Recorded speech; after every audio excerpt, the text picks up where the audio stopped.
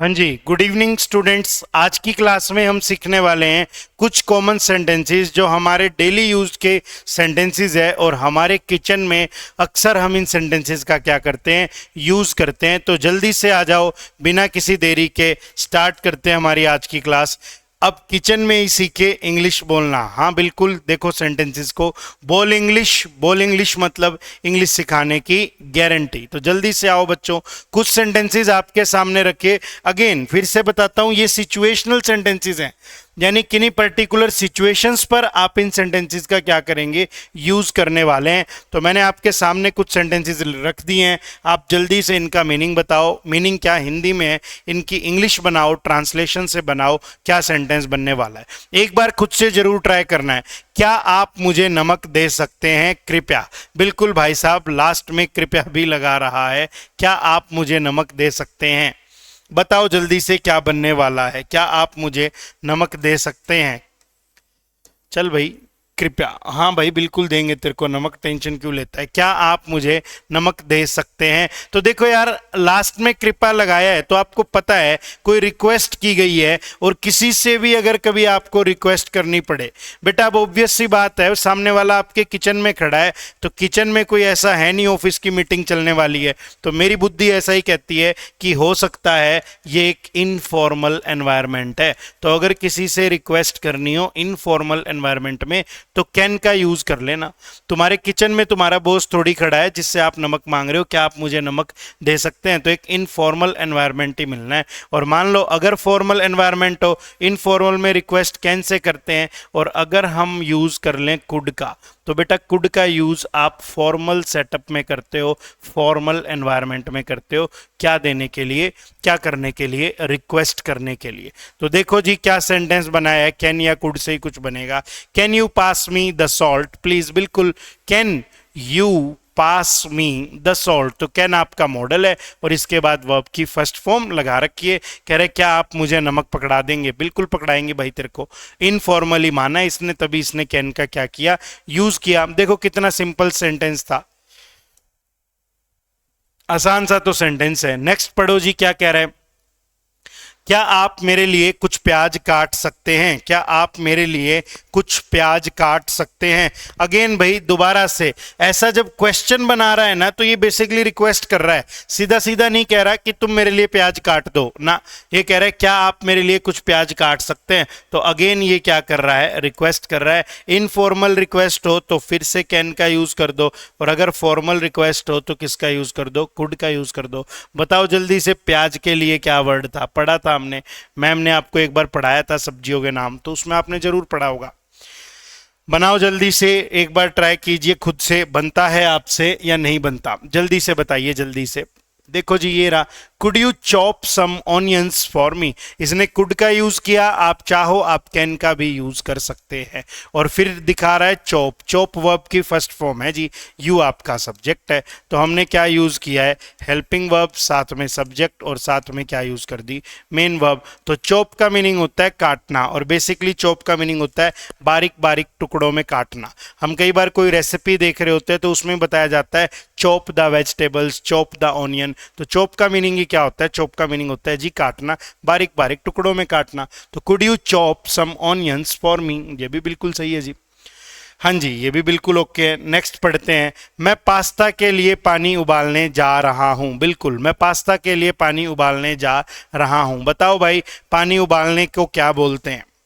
पानी उबालने जा रहा है ये पास्ता के लिए, तो क्या सेंटेंस बनाए, मैं पास्ता के लिए पानी उबालने जा रहा हूं। एक बार खुद से ट्राई करो, सिंपल ट्रांसलेशन का सेंटेंसेस है।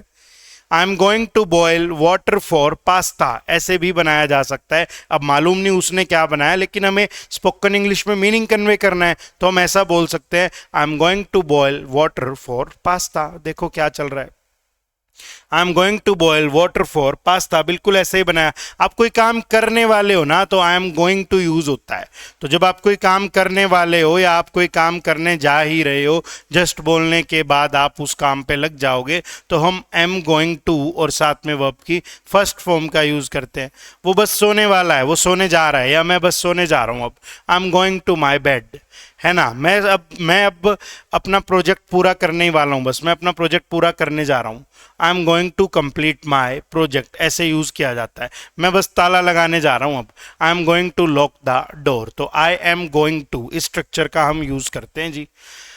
आगे देखो बच्चों क्या कहता है, कहता है मैं मिक्सर में सामग्री को मिलाऊंगा। मैं मिक्सर में सामग्री को मिलाऊंगा। मिलाऊंगा और सामग्री, बेटा कोई खाने पीने का सामान हो उसमें जो सामग्री होती है ना, उसके लिए वर्ड निकल के आता है इंग्रेडिएंट्स। कोई खाने पीने का सामान हो उसके लिए जो सामग्री यूज होती है तो वर्ड क्या निकलता है जी, इंग्रेडिएंट्स निकलता है। वैसे मिलाने के लिए मिक्स भी यूज होता है, लेकिन वैसे किचन वगैरह में ब्लेंड भी यूज होता है। ब्लेंडर होता है जिसमें आप मिलाते हैं। तो देखते हैं इसने कौन से वाले वर्ड को यूज करके सेंटेंस बनाया। इसने ब्लेंड को यूज किया है।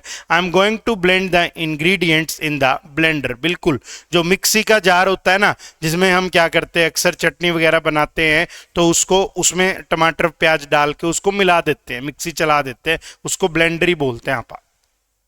उसको हम क्या बोलते हैं जी, ब्लेंडर ही बोलते हैं। तो कह रहा है I am going to blend the ingredients in the blender. मैं कहाँ जा रहा हूँ जी, मैं बेसिकली इंग्रेडिएंट्स को मिक्स करने जा रहा हूँ, किसमें, ब्लेंडर में। कुछ कॉमन से सेंटेंसेस है जो किचन में यूज होंगे। आई एम गोइंग टू मैंने अभी अभी आपको सिखा दिया, ब्लेंड का मीनिंग मिक्स करना, इंग्रेडिएंट्स आपको बताया सामग्री, और ब्लेंडर जो आपकी मिक्सी है आपा ने बता दी। चलो जी और आगे देखते हैं कुछ सेंटेंसेस।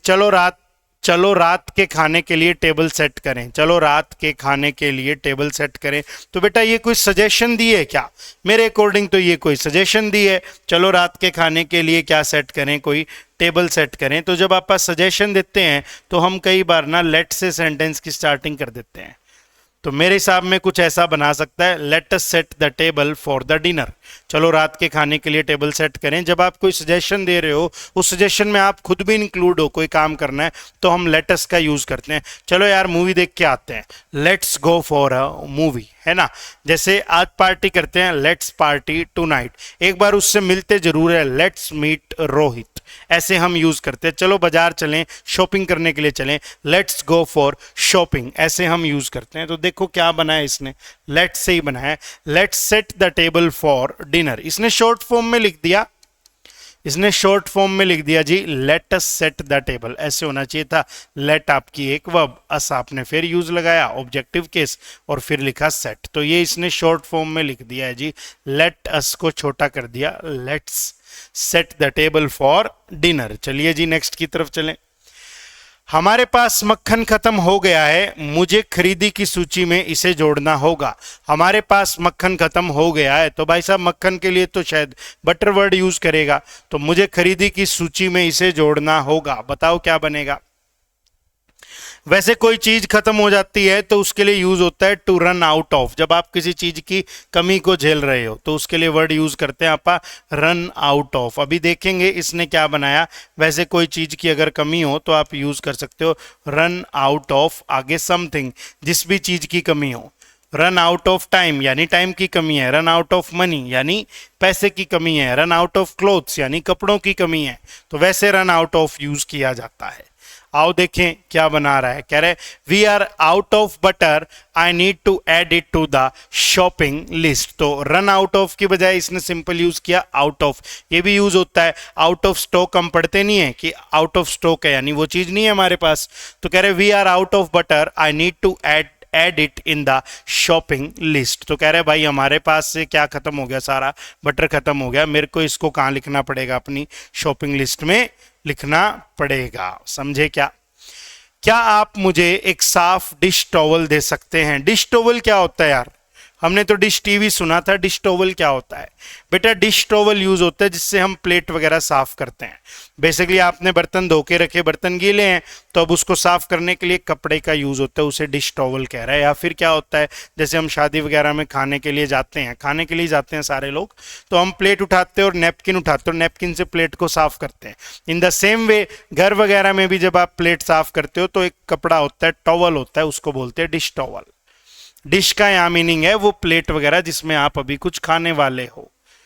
ऐसे यहाँ डिश का यूज किया गया है। तो देखो क्या कह रहा है, could you pass me a clean dish towel. तो देखो दोबारा से जब किसी से रिक्वेस्ट की जा रही है तो किसका यूज हो रहा है, कुड का यूज हो रहा है जब किसी से रिक्वेस्ट हो रही है। और भाई पास क्या लगा रखी है, वर्ब की फर्स्ट फॉर्म, यू आपका सब्जेक्ट है। Could you pass me a clean dish towel, जी बिल्कुल दे देंगे हम आपको डिश टॉवल।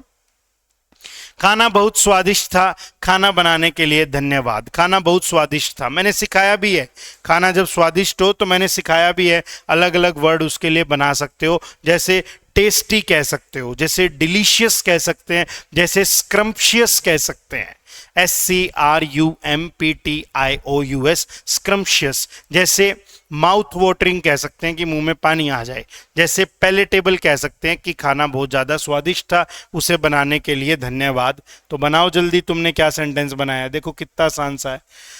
डिनर, ब्रेकफास्ट या फिर लंच, जो भी आपकी मील थी, डिनर था आपका, ब्रेकफास्ट था आपका, या फिर आपने लंच किया, वॉज डिलीशियस, डिलीशियस था। इनमें से जो एक हो, तीनों नहीं, कोई एक जो तुमने किया। Dinner was delicious, thank you for cooking, thank you for cooking या फिर थैंक यू फॉर मेकिंग भी हम यूज कर सकते हैं। ठीक है जी। खाने के बाद हमें मिठाई खानी चाहिए, खाने के बाद हमें मिठाई खानी चाहिए, मिठाई खानी चाहिए तो खा लो भाई, कौन मना कर रहा है। After dinner let's have dessert, after dinner let's have dessert. तो देखो जी, यहाँ भी लेट्स का यूज किया। मैंने सिखाया ना, कोई ऐसी सजेशन जिसमें आप खुद भी इंक्लूड हो तो आप लेट का यूज करते हो, तो इसने लेट का यूज किया और इसका मीनिंग हो गया स्वीट डिश, खाने के बाद जो मिठाई आपको खानी चाहिए। डन है, इजी इजी है ना, बिल्कुल इजी है यार, बिल्कुल आसान आसान से तो है। चलो नेक्स्ट सेंटेंस देखते हैं हम। रसोई का सिंक फिर से बंद हो गया है, हमें इसे ठीक करना होगा। रसोई का सिंक फिर से बंद हो गया है, हमें इसे ठीक करना होगा। अक्सर ऐसा होता है कि रसोई का सिंक बंद हो जाता है, कारण यही होता है कि प्लेट में खाना वाना बच जाता है, लोग ऐसे डाल देते हैं, वही सिंक में जम जाता है, खाना पाइप में स्टॉक हो जाता है। तो देखो क्या सेंटेंस बनाना नेक्स्ट टाइम जब तुम यूज करना। The kitchen sink is clogged again, we need to fix it. The kitchen sink is clogged again, we need to fix it. जो किचन की सिंक है वो बंद हो चुकी है, क्लॉग्ड अगेन यानी बंद हो गई है, जम गई है।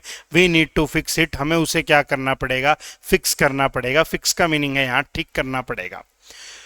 मुझे सब्जियां काटने से पहले चाकू को तेज करना होगा। ऐसे कौन कहता है भाई, चाकू तेज ही तो होता है हमारे पास। फिर भी चलो सेंटेंस हम बना लेते हैं। I need to sharpen the knives before chopping vegetables. I need to sharpen the knives before chopping the vegetables. Sharpen का मीनिंग है तीखा करना, है ना। नाइफ्स का मीनिंग है चाकू और चॉपिंग का मीनिंग है काटना, काटना छोटे छोटे टुकड़ों में। I need to sharpen the knives before chopping the vegetables. तो ये कुछ बेसिक सिंपल साधारण से सेंटेंसेस हैं जो हमने सीखे हैं और ये किचन में यूज होने वाले डेली यूज के सेंटेंसेस है। तो आई होप आपको ये बात समझ में आई। अगर वीडियो अच्छी लगी है तो लाइक करो, और किस टॉपिक पे तुम्हें वीडियो चाहिए वो तुम कमेंट करके भी बता सकते हो। जिस टॉपिक पे आप डिमांड करोगे उस पर भी आपको क्लास दी जा सकती है। और वीडियो को लाइक करो, चैनल को सब्सक्राइब करो और अपने दोस्तों के साथ शेयर भी करो। मिलेंगे नेक्स्ट क्लास में नई इंफॉर्मेशन के साथ। Thank you so much.